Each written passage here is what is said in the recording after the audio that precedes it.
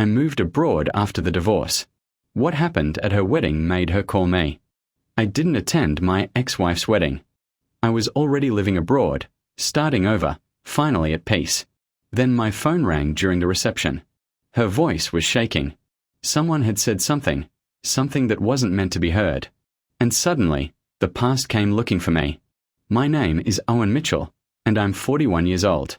3 years ago, I was living what I thought was a good life in Denver. Software architect. Nice house in the suburbs. Married to my college sweetheart, Diane. Then one day, I came home early from a conference and found her in our bed with my business partner, Trevor. The betrayal wasn't just personal. It was professional. It was financial.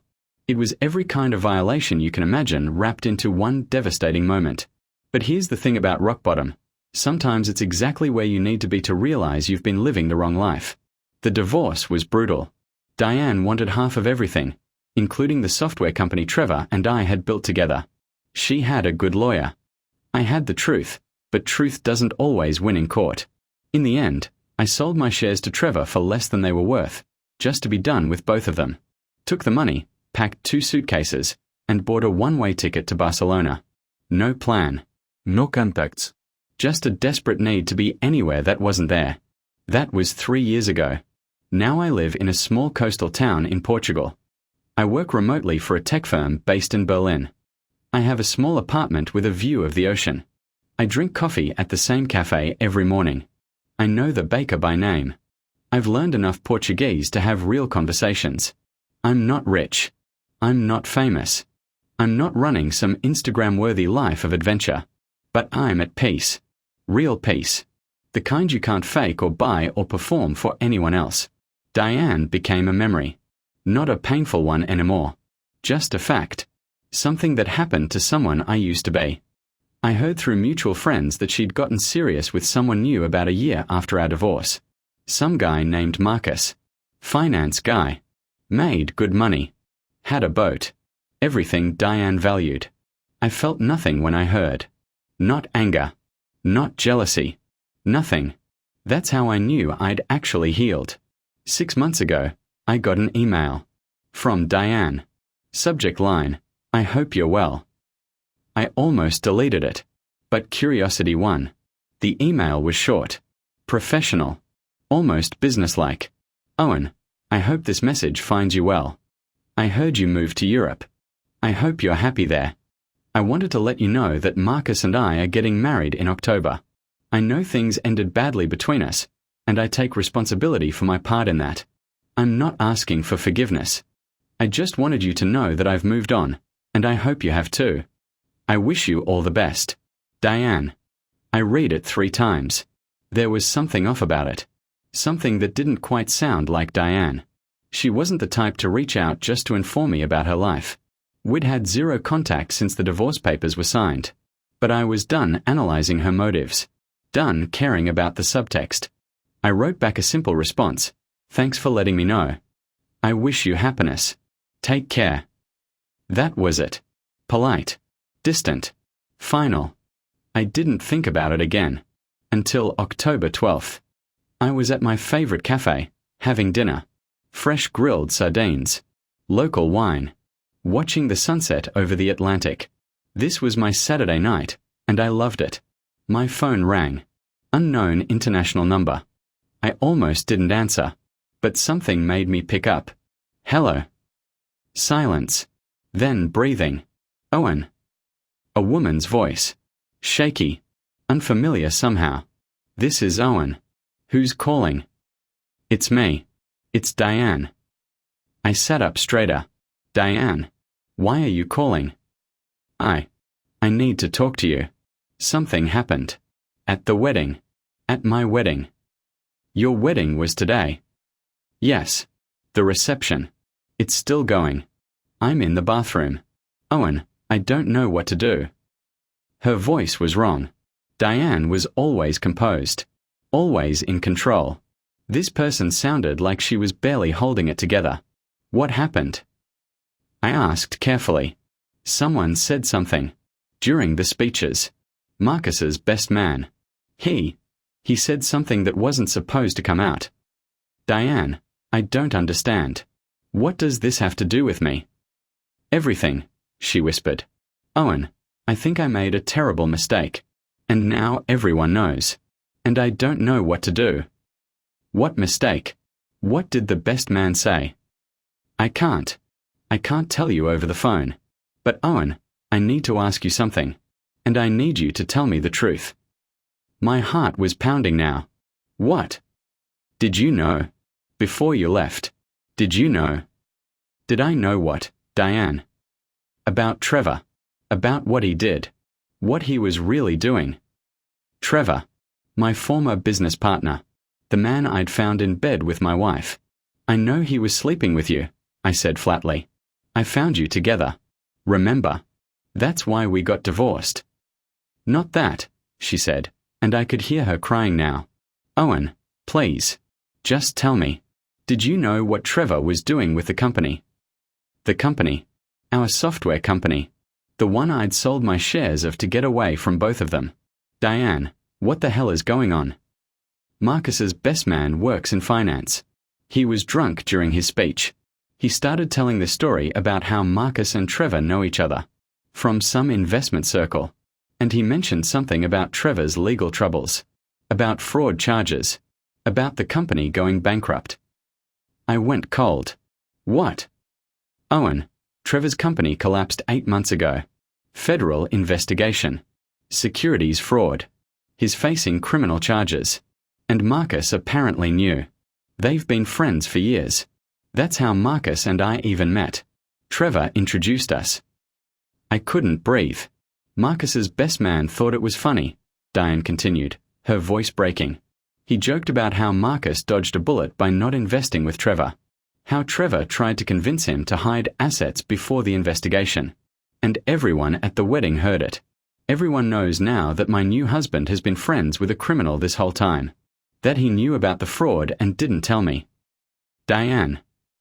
But that's not the worst part, she said. Owen, when did you sell your shares to Trevor? 3 years ago. Right after the divorce. For how much?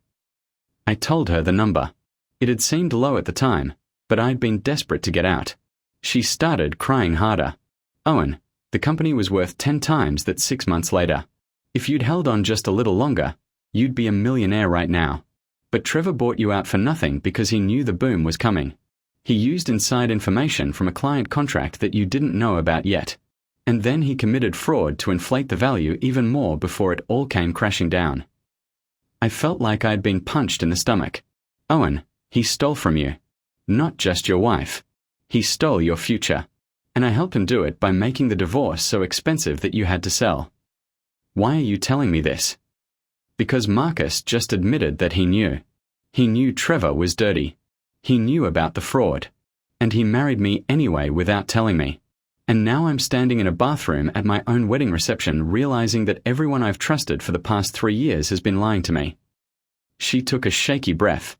Owen, I need to know. Did you know? Did you know what Trevor was going to do? No, I said honestly. I had no idea. I just wanted to get away from both of you. So you left. You went to Europe. Started over. While I stayed here and built a life on lies. Diane, what do you want from me? I don't know, she whispered. I don't know who else to call. Everyone here is either part of the lie or they just found out about it. My mother won't stop crying. Marcus's family is furious. The best man is so drunk he's still making jokes. And I'm in a wedding dress in a bathroom, married to a man who's been lying to me since the day we met. Where's Marcus now? Outside smoking. Avoiding me. Avoiding everyone. His best man pulled me aside after the speech and told me I should know the whole truth. That's when I found out about Trevor stealing from you. About Marcus knowing. About all of it. I didn't know what to say. Owen, Diane said quietly. Are you happy? In Portugal. In your new life. Are you actually happy? Yes, I said. I really am. Even after everything Trevor took from you. He didn't take anything that mattered, I said, and I realized it was true. He took money. A business. Those things can be replaced. You can't steal peace from someone, Diane. You can't fraud your way into contentment. I have something now that I never had when I was with you. What? Authenticity. I know exactly who I am and what I want. No performance. No trying to be successful enough or impressive enough. Just me, living a simple life that makes me happy. She was quiet for a long moment. I envy that, she finally said. I've spent 3 years trying to prove I made the right choice. Trying to build the perfect life to show everyone, to show you, that I was better off without you. And it was all built on lies. What are you going to do? I don't know. Everyone's telling me to just get through tonight and figure it out tomorrow. But Owen, I can't walk back out there. I can't pretend everything's fine. Not anymore. Then don't. What? Don't pretend. You spent our whole marriage pretending. Pretending you were happy. Pretending Trevor was just a business partner. Pretending you wanted the life we had. And it destroyed us. Don't do the same thing again. But it's my wedding day. It's a party, Diane. A very expensive party. But your marriage hasn't even started yet. If it's already built on lies, what's the point of going through with it? She didn't answer. You asked if I'm happy, I continued. I am. Because I stopped living for other people. I stopped performing success. I walked away from everything that looked good on paper but felt empty in reality. And yeah, it was terrifying. Yeah, I lost a lot. But I gained myself. Owen, I'm sorry. For everything. For what I did. For what Trevor did. For all of it. I know. Do you forgive me? I thought about it. Really thought about it. Yes, I said finally. I do. Because holding on to anger about what you did was keeping me tied to a version of myself that doesn't exist anymore. Forgiving you wasn't about you, Diane. It was about freeing myself. She was crying again. I have to go, she said. Everyone's looking for me. Thank you for answering. Thank you for talking to me. Diane. Yeah. Whatever you decide to do tonight, make sure it's for you. Not for the guests. Not for your family. Not to prove something to anyone. Just for you. Okay, she whispered. Goodbye, Owen. Goodbye. The call ended. I sat there in that cafe in Portugal, my dinner getting cold, trying to process what had just happened. Trevor had committed fraud. Had stolen from me. Had manipulated the sale of my shares to rob me of millions. 3 years ago, that information would have destroyed me. Would have consumed me with rage and thoughts of revenge. But now I just felt sorry for him. Because I'd won. Not in money. Not in revenge. I'd won in peace. While Trevor was facing federal charges and the collapse of everything he'd built through lies, I was sitting by the ocean in a place that made me happy.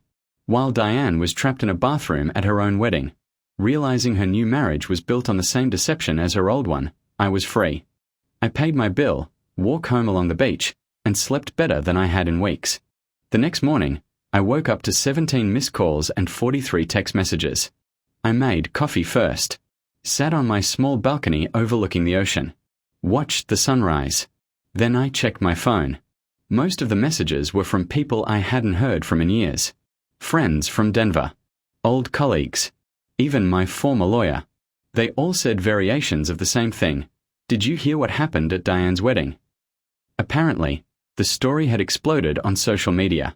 Someone at the reception had recorded the best man's drunken speech and posted it online. The video was going viral. Trevor's name was everywhere. The fraud investigation was making news. And Diane was at the center of it all. One text stood out. From Carlos, an old friend from my Denver days. Man, I know this must be bringing up a lot. Trevor screwed you over worse than we thought. You doing okay? Call me if you need to talk. I texted back, I'm good. Really good. Thanks for checking in. He responded immediately, how are you so calm about this? Trevor stole millions from you. He stole money, I wrote back. I gained a life. I'll take that trade any day. Over the next few days, more information came out. The federal investigation into Trevor had been ongoing for over a year. Multiple investors had been defrauded. My shares, The ones I'd sold for a fraction of their value would have been worth exactly nothing when the company collapsed anyway. By selling when I did, I'd actually gotten out with something. If I'd held on, I'd have lost everything. The universe had protected me by forcing me to let go. Diane's wedding made national news. Not because of romance or celebration, but because the best man's drunken revelation had exposed a whole network of financial fraud. Marcus tried to distance himself from Trevor, claiming he didn't know the extent of the crimes. But text messages and emails surfaced showing he'd been complicit in hiding assets. Within a week, Marcus was under investigation too. And Diane. Diane filed for annulment 3 days after the wedding. She moved back in with her parents, left her job, basically disappeared from public life. I felt bad for her. I really did. Not because I wanted revenge or wanted to see her suffer, but because I knew what it felt like to have your entire life revealed as a lie. To realize that everyone you trusted had been deceiving you. It's a special kind of hell.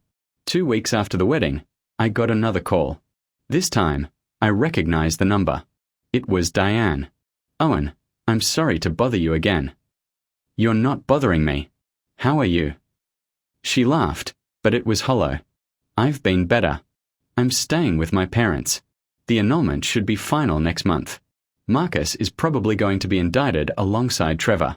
My life is basically a true crime podcast now." "I'm sorry." "Don't be. You tried to warn me. Years ago. You told me Trevor wasn't a good person. I didn't listen. I didn't warn you about fraud, Diane. I warned you about his character. That's different." "Maybe. But you were right. And I was wrong. About everything." "Why are you calling?" She hesitated. "I'm thinking about leaving. Denver. The country. Everything. Starting over somewhere new where people don't recognize me from viral videos." "That's not running away," I said. "That's choosing yourself." "Is that what you did? When you moved to Portugal?" "Yes." "Do you ever regret it?" "Not once. Even knowing what you lost. The money. The company. All of it." "I didn't lose anything real, Diane. I lost illusions. I lost a life that looked successful but felt empty. And in exchange, I got peace. I got authenticity. I got to figure out who I actually am when I'm not performing for anyone." She was quiet for a moment. "Owen, can I ask you something?" "Sure." "Do you think I can do that? Start over. Build something real?" "I know you can. But you have to be willing to let go of who you thought you were supposed to be." "I don't even know who that is anymore." "Good," I said. "That's the perfect place to start." We talked for another hour. About her plans. About my life in Portugal. About healing and moving forward and the strange gift of having everything fall apart. When we hung up, I realized something. I didn't hate her anymore. I didn't even resent her. I was grateful. Grateful that she'd cheated. Grateful that Trevor had betrayed me. Grateful that my entire life had collapsed. Because that collapse had forced me to rebuild from the ground up. And what I'd built, this simple, authentic life in a small Portuguese town, was worth more than all the money Trevor had stolen. 6 months later, I was at my cafe having lunch when I got a text from an unknown number. A photo. A woman standing on a beach somewhere tropical. Sunset. She was smiling. Really smiling. Not the performed smile from social media. A real one. The text below read, "Found my Portugal. Thank you for showing me it was possible." I smiled.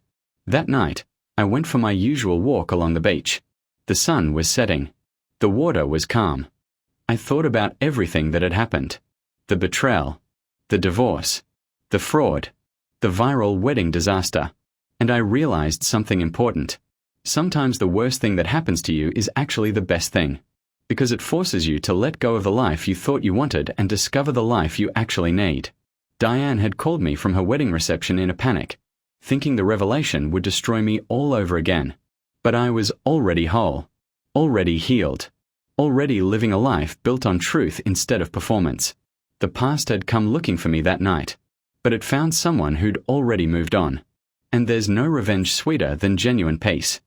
I didn't attend my ex-wife's wedding, but in a strange way, Her wedding attended me.